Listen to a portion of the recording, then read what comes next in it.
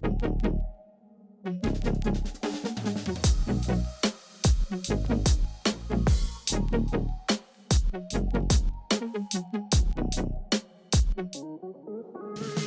everybody. Good morning, good afternoon, good evening, whatever time of day it is for you. How are you? I am your host, Kayla Howard, and you are listening to the Stop Yelling podcast. I feel like every time I start an episode, I need to start it off by singing so I can, get myself in the mood, get it in the vibe, get the energy going. And I want to start by saying I apologize to my reoccurring listeners about last week. My episode, The 5 Steps to Living Life with Intention, did not come out on time. And the reason being is because I was switching back and forth between my podcast hosts.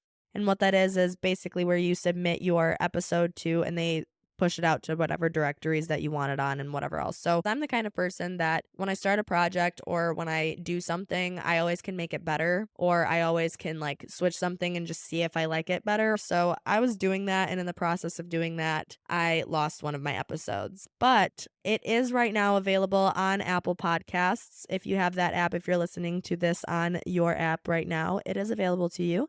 If you're a Spotify listener, I sound like I'm doing an ad. If you're a Spotify listener, it might not be available to you, but you can go on my website, stopyellingpodcast.com, and you can listen to it on there. Every time that I sit on the microphone, though, I feel like my throat is going through something, so I apologize for sounding extra raspy today. My daughter was home from school sick all week. Sickness is flowing through. It is holiday season, though. I'm trying to get better before Thanksgiving this week. And fuck yeah, it is Thanksgiving. I am so excited. And you already know what follows Thanksgiving: Black Friday. So Black Friday was always a holiday that my mom went all out for. She would literally leave Thanksgiving dinner, shop all night long, come home early in the morning, like literally sunrise, and then sleep for like the morning through the afternoon, wake up, and then go back out shopping throughout the afternoon and the evening. Although, like, I feel like Black Friday isn't what it used to be back then because, like there was the doorbusters and everybody would sit outside and like wait in long lines and like rush the doors. That's at least how my mom made it seem. And she was like, you never want to go out on Black Friday. It's like the craziest thing ever. So I don't know. Maybe just it's different because everyone's doing online shopping. I don't know. Anyways, not to like go off on that, but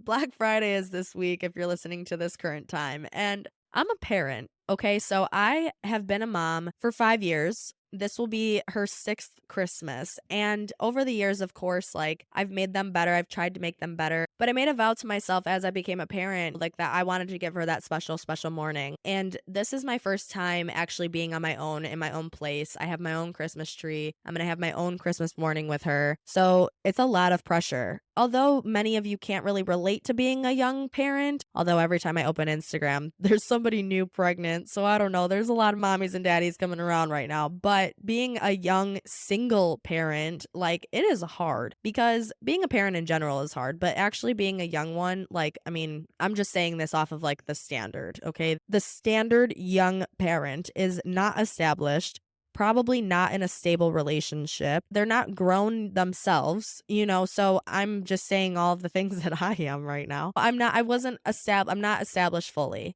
I'm not in a relationship. I don't have two parents. Although me and, her father do co-parent very well, I'm ultimately still on my own. I'm doing this all by myself. And when you're a parent, you're taking care of the bills. You're taking care of the house. You're making sure dinner's made. You're making sure that she or he is kept up. You're making sure that you have time for yourself. You're also working. You're making sure that it's just a constant thing that's being thrown to you left and right. And it's like, where do you put your time at? Where do you put your energy at that moment in time? You have to kind of like figure that out as the days go on. And I'm literally just trying to figure that out myself as the days are going on. And I think that's like really a big thing about parenting is like, there's no right or wrong way to do it. People can give you all the insight and information, and I can sit here and tell you what I do, and it could be the right way for myself. It might not even be the right way. I don't know. I'm still learning and growing, and every day is different. But, that's huge. That's very, very important to know. You just learn as you go. The thing I want to talk about with overstimulation, with being a parent, it's like when you're feeling this pressure and you're like, I don't know what to do, or when you don't have a second to just breathe because you're being pushed and pulled in every direction. Now, when I'm feeling this emotion over me, my daughter doesn't understand it. She has no idea. She can't relate to that feeling. She doesn't know what I'm going through. She doesn't know how I'm trying to handle myself. now I'm projecting myself onto her and it's stressing her out. And I have to try to navigate because when she needs me the most, I need to make sure that I am whatever best version of myself for her at that given moment in time. She could come to me and I could be so overstimulated and upset with whatever I'm going through on my personal end, and that's not fair to her. So, I'm trying to be better at overstimulation myself, and I'm learning a lot as to how I can kind of control myself and bring that self down because when you're feeling these emotional feelings, these overwhelming feelings, you're very irritable, you're restless. You might have difficulty focusing on what's in front of you. Your anxiety is overflowing. You just have this extreme discomfort that is happening in your body that's taking over your body and you don't know what to do. And the thing is, and this is more so with parents, like I said, but when you're in that moment of like your kids screaming at you, you have 50,000 things going on and whatever else, it's like you don't have that second to like breathe and center yourself and sit with yourself for a moment. And for some people, it's easier said than done and whatever, and you can get yourself back into it and whatever. But for me, sometimes I have to find myself going and sitting in the bathroom. I'm like, mommy has to go potty really quick. Like, I'll be right back. And I'll go and sit on the toilet. And I'll literally, even if I don't even have to pee, I'll just sit there and breathe. I'm breathing in an intentional way that's going to calm me down. And what I'm doing is I'll sit on the toilet and I close my eyes. I begin to take the slow inhales and I'll hold it and I'll release.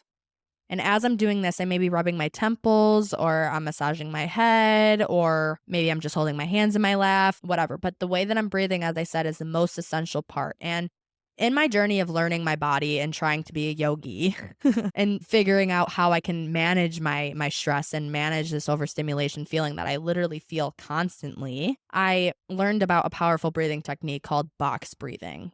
And what that is you're slowing down your breathing with intention. And last episode, I talked about living life with intention. Yeah, go listen to that episode. But it's definitely something I struggle with at times because it's something that it takes practice. So essentially, box breathing is an inhale, hold, exhale, hold. And the goal is to do it with 4 seconds of each. So you're going to inhale for 4 seconds. 1, 2, 3, 4, hold 2, 3, 4, exhale 2, 3, 4, and then hold 2, 3, 4 before you inhale again. So I catch myself breathing a little bit harder. It's hard for me to get to that 4 second, especially depending on how overstimulated I'm feeling in that moment or how anxious I'm feeling in that moment. But I just sit there and I try to really slow it down as much as I can, even if I get to 6 seconds, however it is to make me slow down my breath. And I'll even maybe give myself a fucking pep talk in the bathroom. Like, I don't know. I'm a mom, dude. I can't just shut that shit off. So I try to remain as calm as I can. I take that deep breath and then I go back in the living room and I try to just tackle the rest of my day in a positive way. But honestly, like really quick, I saw Too Hot to Handle, I think, had one of like the yogi guys on there and he talked about how he breathes. Or no, it was Bachelor in Paradise. Yeah, it was Bachelor in Paradise last season, but it was so funny because this guy that was on the episode or on the season was like a yogi himself and like into his body and whatever. And I love those kinds of people because honestly, I feel those kinds of people are like the ones that are actually excelling in life because they're just ahead of the game. But anyways, so I was watching him and he would always just like take himself out of whatever situation and just go and breathe. Breathing is such a powerful, powerful thing. They tell you when you're getting a shot, they tell you when you're getting a tattoo, or whenever you're stretching, just breathe, right? So bringing that breath into that area of tension and releasing it very slowly. That's essentially what we're doing when we're feeling these anxious feelings and we're feeling this overstimulating feeling. The best thing to do is just breathe through it. Really practice on that box breathing because it really, really helps. So it's that inhale, hold, exhale, hold. And that's what I utilize and incorporate into my daily life, like multiple times of the day, because I find myself feeling this way really often. And it's not a good way of life. It's not a healthy way of life, but it just is what it is right now. So I'm trying to get through it in the best way that I can day to day. And I honestly vented about this to my mom, and whenever I'm feeling overstimulated or like overwhelmed, I do call her and she actually does give me like genuine advice that I do take. Like, Mom, I do love you and you do give me good advice, but sometimes it's advice that I don't want. But, anyways, so as I was like explaining to her, she was like, "You're reminding me of me." And I was just like, "How so?" And I was like, "I already know that I do resemble you in a lot of ways, and I freaking hate it low key because my mom is a workaholic. She is a workaholic. She always needs to be striving to do something better. She changes her mind. She changes her career path a million times. I've changed my career path a million times. Bro, I almost used to be a physical therapist. I was going to go into real estate. I was going to be a fucking FBI agent. I almost literally left my house went and moved to LA, lived in my car, and wanted to become an actress. Like, I have changed my life path so much. So she's seen it firsthand. And when you're constantly in that state of like, I need to be doing more, I need to be doing this, I need to be doing that because of this deadline, because of this way of living that we're so pressured into, it takes us away from so much, and it makes us feel all of these anxious feelings. But I will say, like, one of the biggest things that she has told me is actually, like, writing out your day. Like, writing out your day and figuring out what areas actually need to be done that day and can actually wait. So, I found this app, it's called Tasks, but it's an app that I live by. I tell everybody to get it, but it's different than Google Calendar. It's different than, like, reminders. It's different than just, like, writing it down, because sometimes when you write things down, like, yeah, people that write out their planners, like, actually, like, live by that stuff, but sometimes I forget to open it, or it's not with me at all times of the day, but I find it better to just have it on my phone. It's just right there. So Tasks is the app, but what you can do is you can categorize different things, and then you can add things in those categories. So for example, things that revolve around my daughter, school, appointments, whatever else. Things that revolve around my work, when I need to be at work, different filming days, different podcasting days, whatever. You can color code it, whatever. I live by color coordination. That's how it works best for me. So I have my whole calendar planned out with all of these different things, and then I can check them off as I go. So even if it's just like a simple to-do list, like I need to get laundry done, I need to run to the grocery store, whatever it is, then you can check them off as you go. So that has really helped me, because then it's kind of like, okay, I only have these 3 things to do today. So anything else that is not these 3 things, like, really are not that important. So that's like first step, is just organization, organizing your day. Then what she told me was, like, weed out the things that you really don't need. So for example, I've been going through like a big like job switch right now. And that's like really the core of what my overstimulating emotions have been feeling on me, because I just don't know where my life path is going. Like, all in all, my ultimate goal is to just be a podcaster, a stay-at-home mom, whatever. That is my main goal in life. Okay, just to be able to sit here and talk to you guys and be a mom. And then also do things for myself when I have the time to, go to Pilates, do whatever. Okay. But what are the steps to be able to get there? So I still have to work my ass off to be able to get there, but not everything I'm doing is good for me, because I'm putting my time and effort places that I'm not getting that reciprocated back to me. You need to actually sit and really focus on that, because I'll tell you what, when I really started to tune in to what was making me happy and frustrating me, that's when my life started to switch. That's when my relationship started to grow. That's when my parenting started to get better. Because what we push out into the world is what we're going to attract, right? And I don't want to push out this crazy overstimulating lifestyle, because it's only bringing me more stress. It's only bringing me more of this overwhelmingness, and it's not good for me.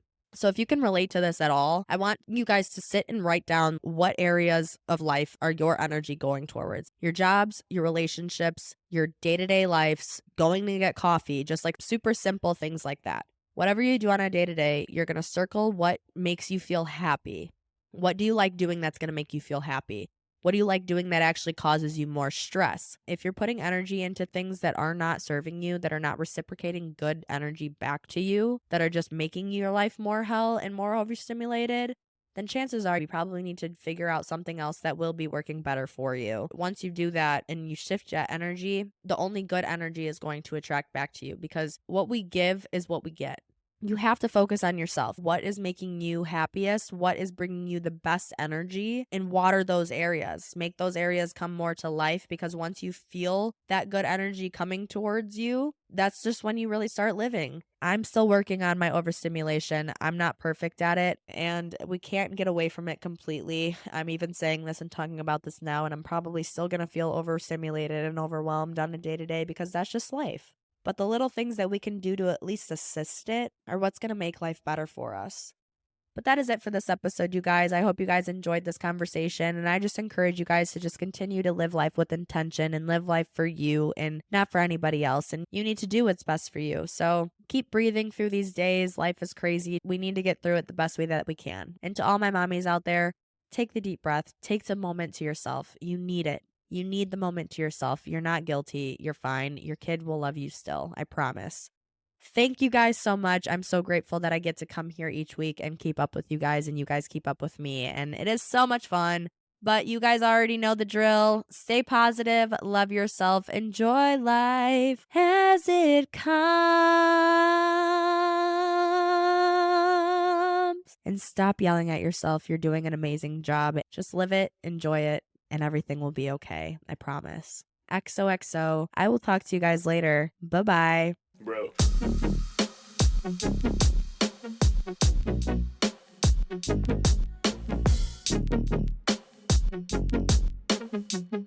Be fucking real, man. Come on.